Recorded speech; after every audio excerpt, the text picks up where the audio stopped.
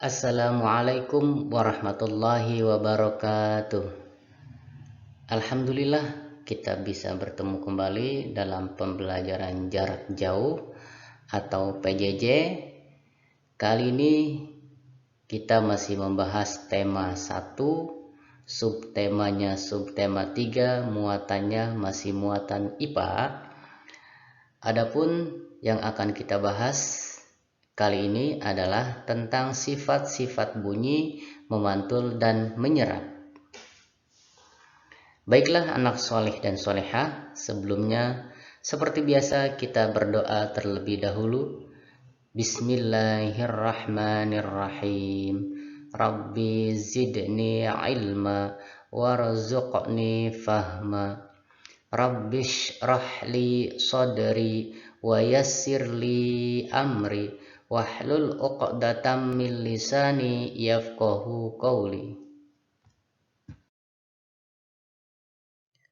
Tujuan pembelajaran kali ini adalah siswa mampu mengidentifikasi sifat-sifat bunyi memantul dan menyerap dengan lengkap. Yang kedua, siswa mampu menyajikan laporan tentang sifat bunyi memantul dan menyerap dengan sistematis. Baik anak soleh dan solehah, sekarang ada pertanyaan, selain merambat, apakah bunyi memiliki sifat yang lain? Jawabannya tentu ya. Sekarang kita membahas tentang sifat-sifat bunyi memantul dan menyerap. Bunyi sebagai sebuah gelombang memiliki sifat dapat dipantulkan dan diserap. Bunyi akan dipantulkan dengan baik jika mengenai benda-benda yang keras, seperti permukaan dinding batu, semen, besi, kaca, dan seng. Bunyi akan diserap jika mengenai benda-benda yang lunak, seperti gabus, kapas, dan spons. Pemantulan bunyi.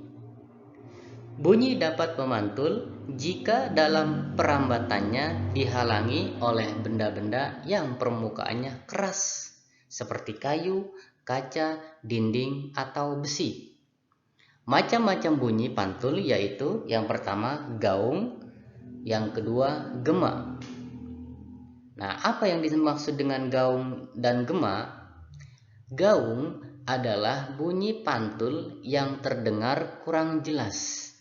Contoh gaung, misalkan kita berteriak di dalam gua atau goa atau di dalam sebuah ruangan.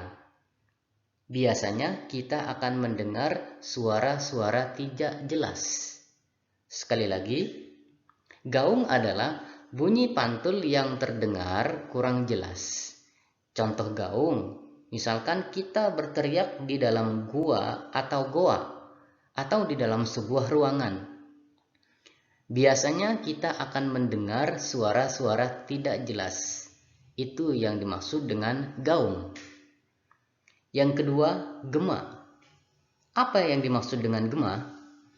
Gema adalah bunyi pantul yang terdengar jelas. Contoh gema, misalkan ketika kita berteriak di pinggir tebing, nanti akan terdengar dengan jelas. Itu contoh dari gema.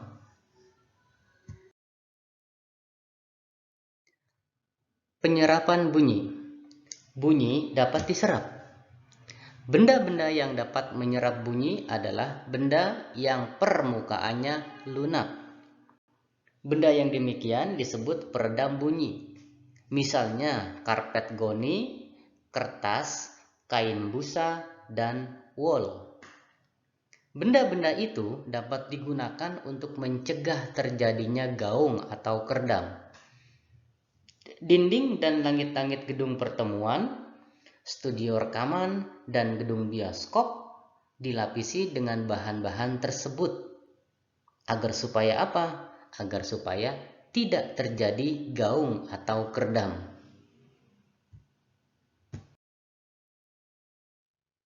Nah, baik anak soleh dan solehah, tadi kita telah membahas tentang pemantulan dan penyerapan bunyi. Sekarang seperti biasa, tugas kalian adalah bandingkan perbedaan suara bunyi ketika berada di lapangan atau ruang terbuka dengan di kamar mandi atau ruang tertutup. Nah, di situ ada gambarnya. Dikerjakannya adalah di mana? Dikerjakan di buku tulis atau buku tugas.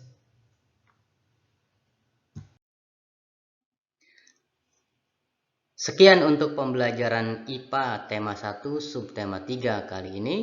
Sama-sama kita mengucapkan hamdalah. Alhamdulillahirabbil alamin. Semoga ilmu yang didapat bermanfaat dan barokah. Pak Guru akhiri dengan ucapan wassalamualaikum warahmatullahi wabarakatuh.